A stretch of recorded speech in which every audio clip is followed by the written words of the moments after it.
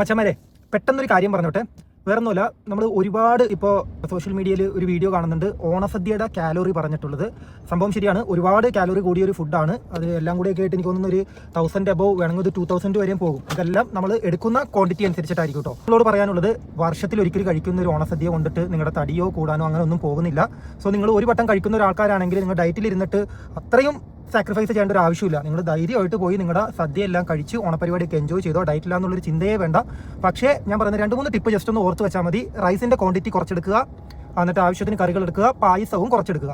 ഇപ്പോൾ ഫുൾ പായസം, ഒരു full glass പായസം എടുക്കുന്നതിന് പകരം ഒരു ഹാഫ് ഗ്ലാസ് പായസം എടുക്കുക. ഇങ്ങനെ ചെയ്തിട്ട് നിങ്ങൾ നിങ്ങളുടെ ഓണം വെറുതെ മിസ്സാക്കാതെ ഫുഡെല്ലാം നല്ലപോലെ കഴിക്കുക.